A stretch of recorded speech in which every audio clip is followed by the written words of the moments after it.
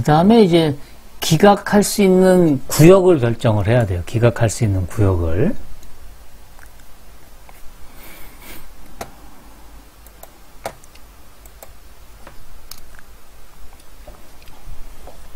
지금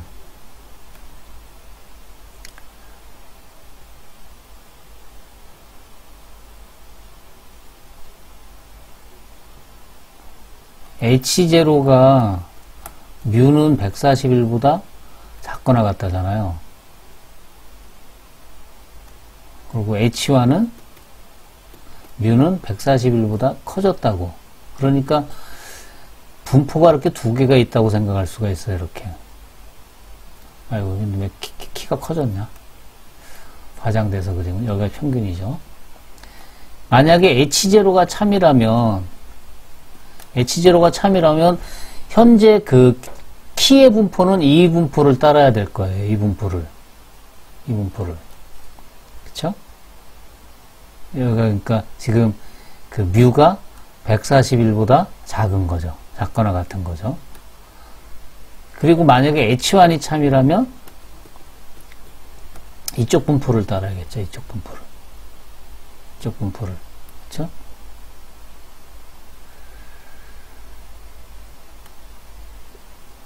그러면 내가 구한 값이 예를 들어서 이건 지금 뮤가 141보다 크다인데 H1이 참이라면 내가 계산한 값이 예를 들어 여기쯤 있다고 칩시다. X바가 표본을 가지고 계산했더니 그러면 요거의 위치가 얘의 위치가 이걸로 봐서 이게 참이라고 했을 때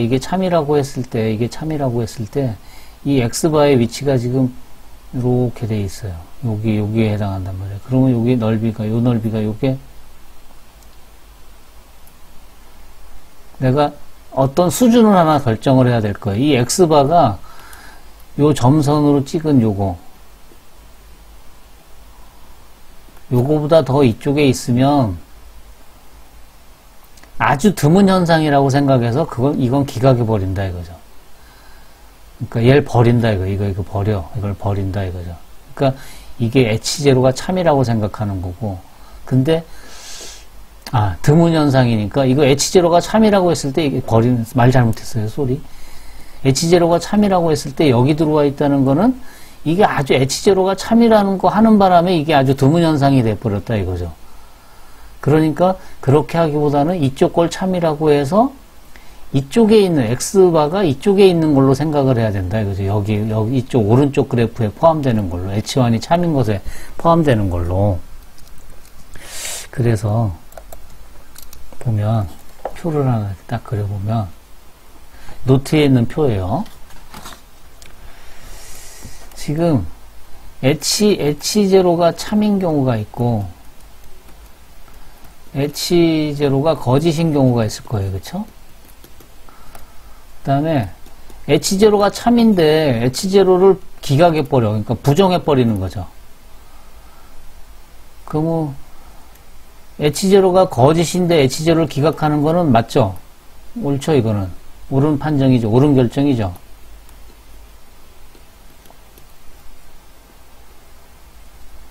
H0를 기각하지 못하면 참인데 기각하지 않았으니까 이건 잘한 결정이죠, 이쪽은. 그죠? 그러면 H0가 참인데 기각해버리면 옳은데 그걸 부정해버렸으면 그건 오류죠, 오류. 그 다음에 H0가 거짓인데도 H0를 기각하지 못하면 그것도 오류예요. 거짓이면 기각해서 없애버려야 되는데. 그래서 요거를 1종 오류, 요거를 2종 오류 이렇게 얘기를 해요. 1종 오류, 2종 오류. 자, 근데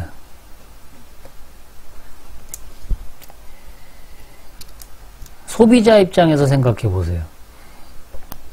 1종 오류, 2종 오류 중에 어떤 게 더 나한테 유리할까? 예를 들어서 어떤 제품을 파는 사람이 회사에서 좋아졌다. 어떤 물건의 질이 좋아졌다. 그래서 가격을 좀 올리겠다 이거죠. 좋아졌다. 좋아졌는데, 이게, 좋아졌다라고 주장하는 게 회사 입장이에요. 그러니까 소비자 입장에서는 좋아지지 않았다라고 하고 싶다 이거지. 그러면, 좋아지지 않았는데 좋아졌다. 그러니까, 이거를 설명을 어떻게 해야 되냐.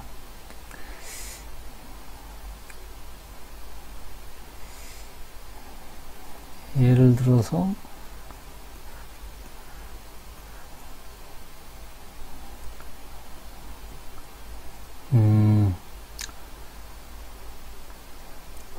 이게 지금 키라서 지금 키가 키니까 안 좋고, 키 말고 다른 게 뭐가 있을까? 약이라고 합시다. 약의 효과. 약의 효과. 그러니까, 어떤 약을 먹으면 그 약의 효과가 더 좋아졌다. 그러니까 뭐, 예를 들어 혈압이, 혈압 말고, 혈압은 떨어진다라고 해야 되니까. 뭐가 좋을까?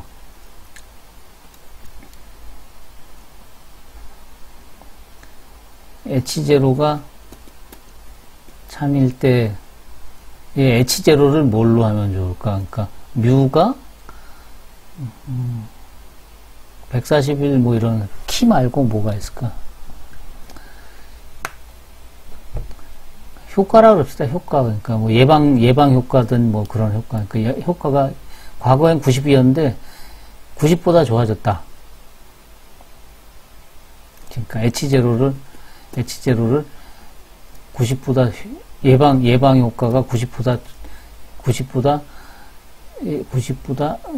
뭐라 그래야 되나? 좋아졌다. 그러니까 좋아졌다가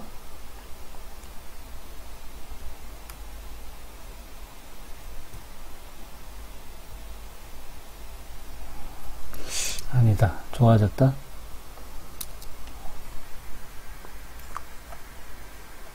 이것도 별로 안 좋네. 이 적절한 예가 지금 탁 갑자기 생각이 안 나네. 생각했던 게. 이거 지우고 다시. 지우제니까 시간만 잡고 가네.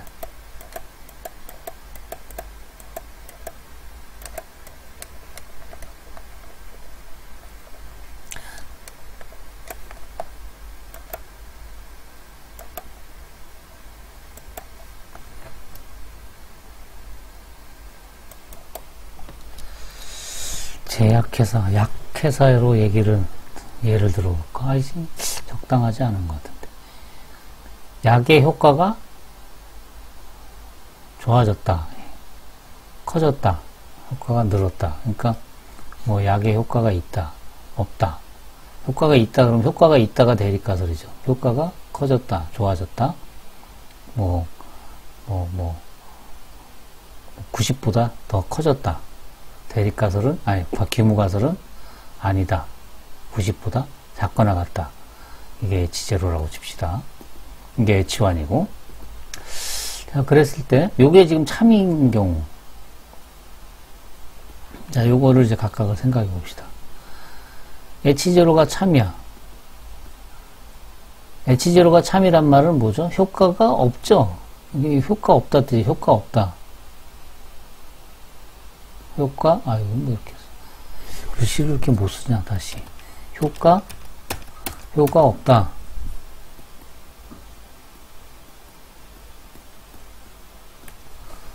그리고 H0가 거짓이란 얘기는 효과 있다, 이 말이죠. 이게 거짓이니까 결국 이게 받아들여지는 거니까 효과가 있다는 뜻이죠. 그런데 보세요. H0를 기각했단 말은 뭐죠? 효과가 없는데 그걸 기각했어. 여기 오류예요. 효과 없는데 이걸 기각했어요. 일종 오류죠. 효과 없는데 기각했으니까 뭐가 받아들여져요? 효과 있다고 하는 결론이 나오잖아요. 그러면 그건 누구 손해야? 회사 손해야? 소비자들 손해야? 환자 손해야? 환자 손해죠, 환자. 소비자. 환자. 이 손해예요. 여기는. 여기는 생각할 필요 없고, 이건 옳은 결정이니까. 그 다음에 기각 못하는 경우. 거짓인데 기각 못하는 경우. 여기는 어떻게 돼요? 이게 이종오류인데. 누구 손해인가 또 봅시다. 여기는 지금, 이게 뭐냐면, H0가 거짓이에요. H0가 거짓이라는 말은 지금 효과가 있어요. 그러니까 약의 효과가 있어. 약의 효과가 있는데, H0를 기각하지 못했어. 그러니까 효과 없다는 결론이 났어. 실제로는 효과가 있는데, 효과 없다는 결론이 났어. 그 약을 먹는 사람은 어때요? 좋아요? 나빠요? 효과가 없다고 결론이 났으니까 그냥 그게 뭐 같은 가격에 팔리건 어쩌건 간에 소비자 입장에서는 더 좋은 거를 또 먹게 된 거잖아요, 결국. 그러니까 이거는 회사, 생산자 쪽에서 불리한 거죠. 생산자의 그 손해죠, 그렇죠? 이쪽은. 2종 오류는. 1종 오류는 소비자의 손해고, 2종 오류는 생산자의 손해예요. 물론 소비자의 손해와 생산자의 손해를 둘 다 줄이는 게 중요하죠. 그쵸? 둘 다 줄이는 게 중요한데, 생산자의 손해보다는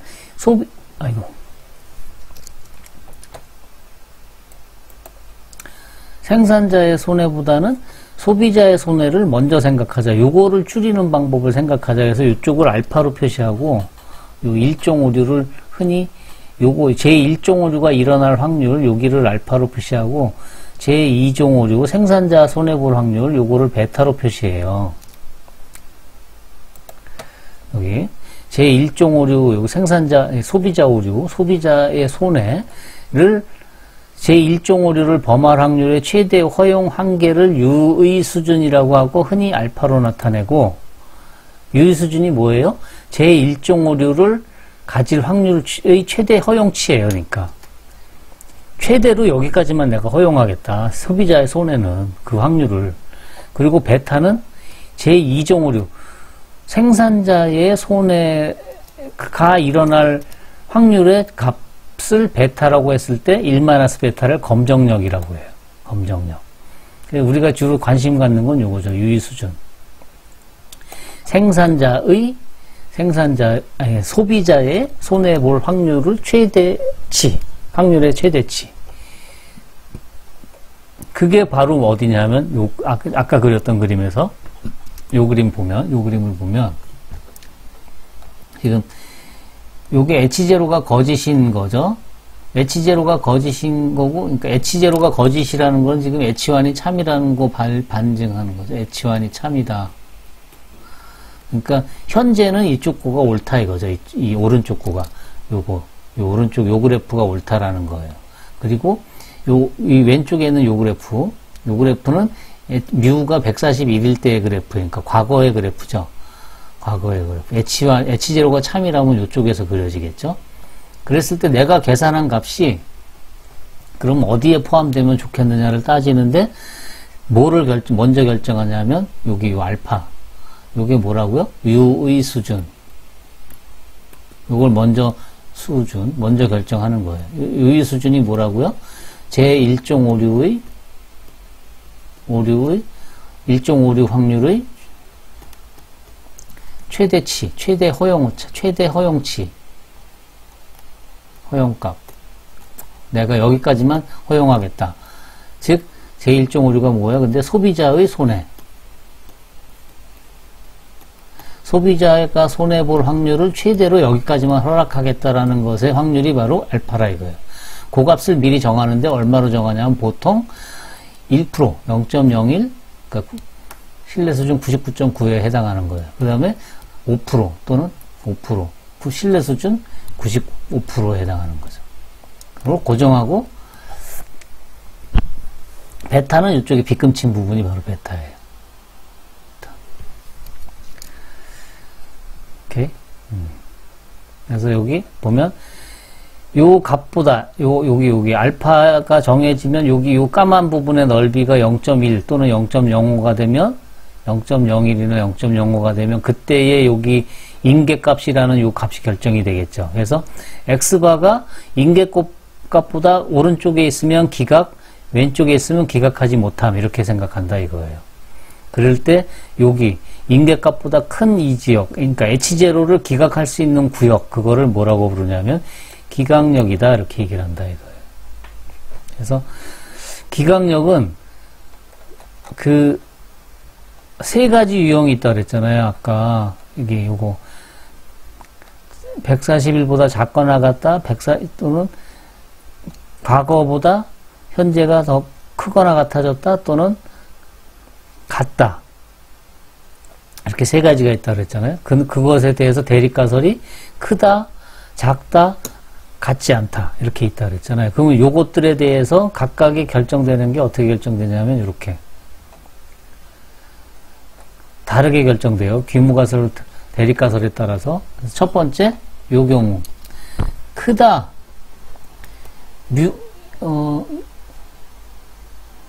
뮤가 여기 뮤제로가 141이라고 생각하면 돼요. 141보다 더 커졌다? 아니다. H0는 뭐죠? 141보다 작거나 같다.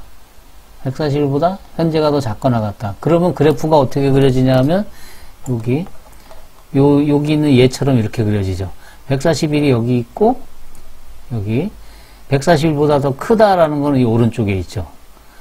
그러면 이쪽에서 그 기각력이 어디에 나타나냐면 요 오른쪽 위에 이쪽에 나타나요. 그렇죠? 이쪽 오른쪽에. 그래서 이거를 뭐라 그래요? 우측 검정이라고 얘기하는 거예요. 귀무가설의 확률 분포 곡선보다 오른쪽에 있다.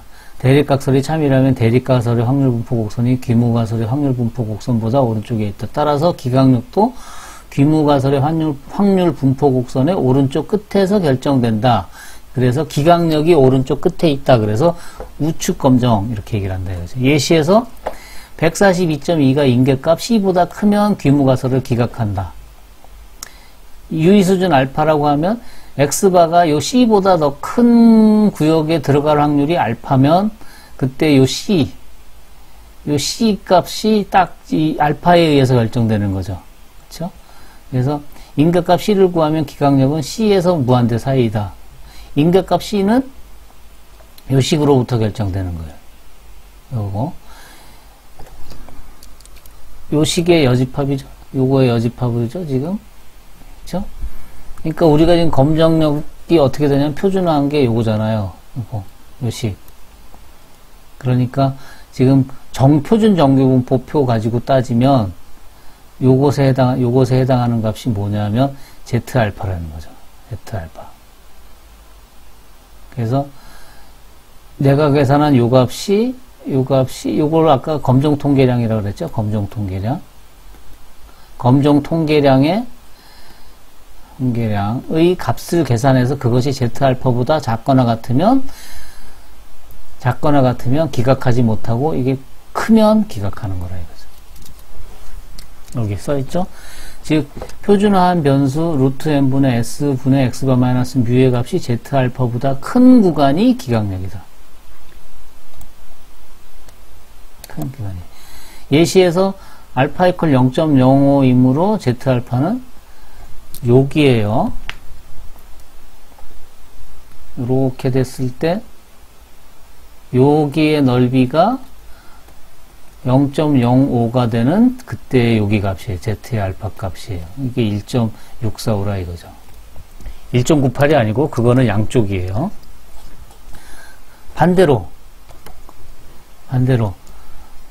대립가설이 작다를 포함하는 경우의 검정. 이거는 이제 대립가설이 뮤제로보다 더 작다라고 하니까 H0는 더 크다가 됐죠. 그러면 그래프가 이거의 반대 경우가 돼요.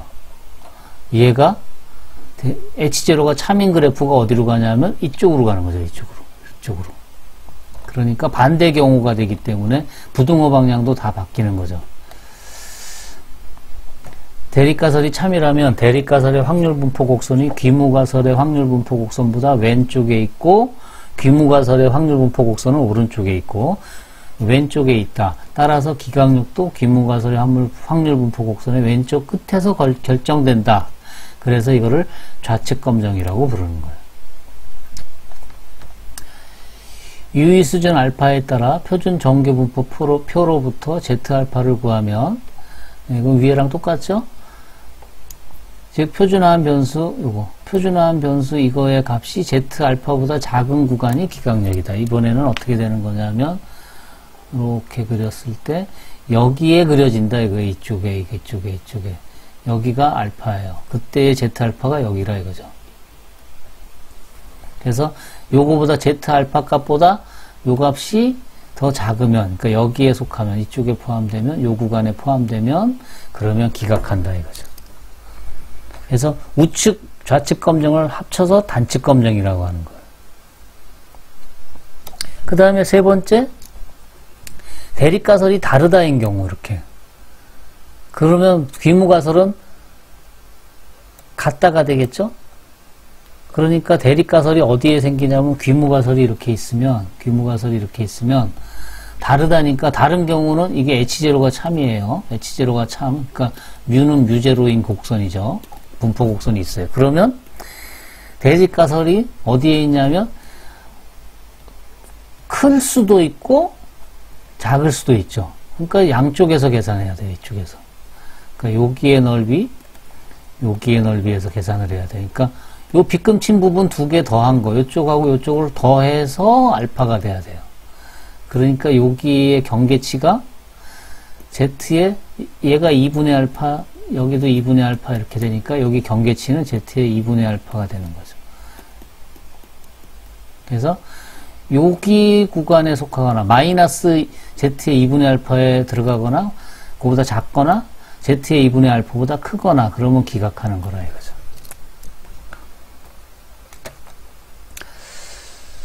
대립가설이 참이라면 대립가설의 확률 분포 곡선이 귀무가설의 확률 분포 곡선보다 오른쪽 또는 왼쪽에 있다. 따라서 기각력도 귀무가설의 확률 분포 곡선의 양쪽 끝에서 결정된다. 양쪽 끝에서. 그래서 이거를 양측에서 한다. 그래서 양측 검정. 그래서 구간을 어떻게 결정해요? 요 안에 들어올 확률이니까 그것의 바깥 부분, 즉 이 값이 Z의 마이너스 2분의 알파보다 작거나 Z의 2분의 알파보다 큰 구간이 기각력이라 이거죠. 그래서 기각력을 결정을 해요. 그러고 나면 그 다음에 이제 내가 가지고 있는 값을 가지고 실제로 이 값을 계산하는 거예요. 루트 n분의 시그마 분의 142.2 x바 마이너스 뮤를 계산했더니 1.8이 나왔어요. 그럼 1.8하고 뭐하고 비교해요? 기각력이 1.645라고 그랬죠? 1.8은 지금 1.645보다 크니까 여기가 지금 1.8인 거예요. 근데 이게 지금 X바 가지고 계산한 값이죠, 이게. 그런데 기각력은 어디 있냐면 이거 너무 확장돼서 그랬나? 1.645. 여기 있다 이거죠. 나는 여기 있는데. 그러니까 여기 들어오니까, 요 구역에 들어오니까 기각한다 이거죠. 기각했다는 말은 뭐예요? 귀무가설을 기각했다. 그러니까 H0가 기각됐으니까 H1이 뭐죠? 더 커졌다고 할 수 있다. 도움이 됐다고 할 수 있다라고 한다 이거죠. 오케이? 요게 그 전통적인 방법의 가설 검정 방법이에요.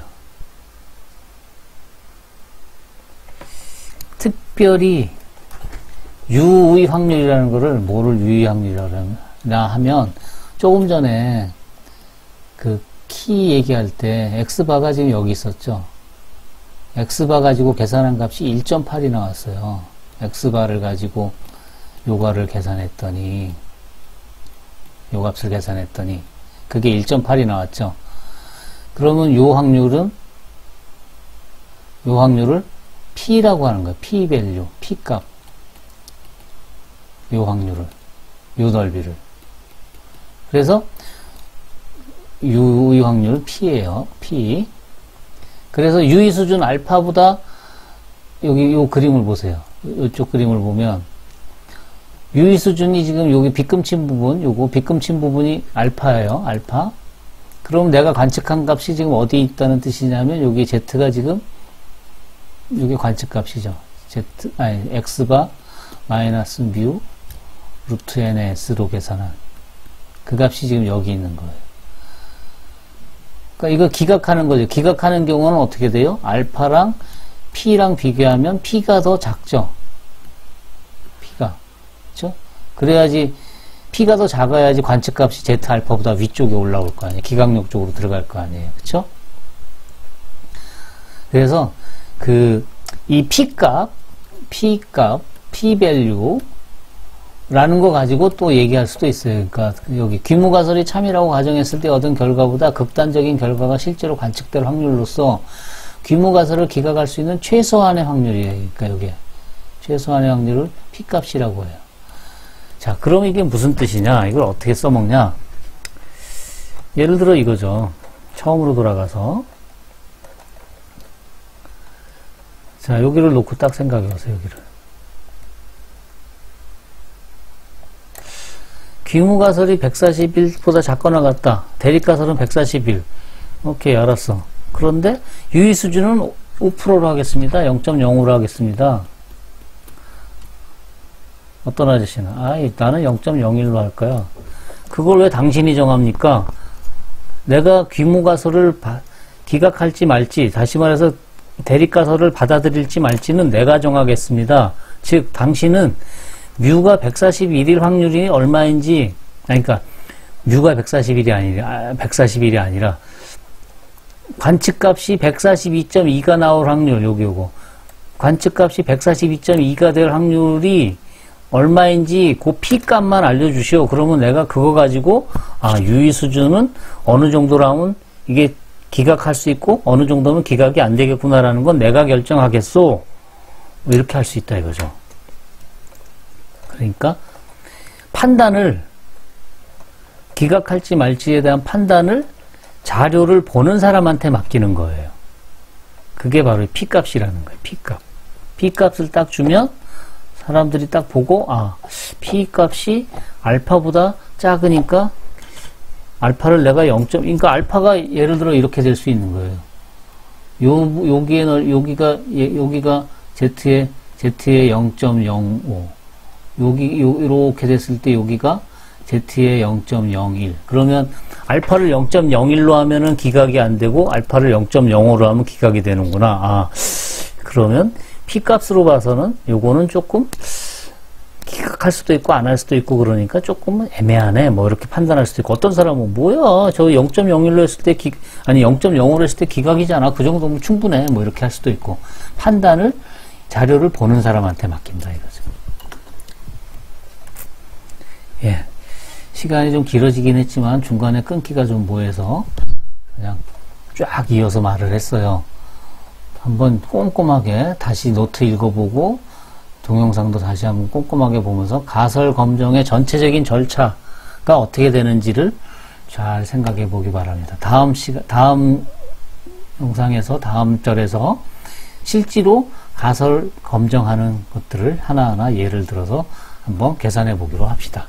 자, 이것으로 가설 검정의 절차에 대한 얘기는 마치겠습니다. 끝.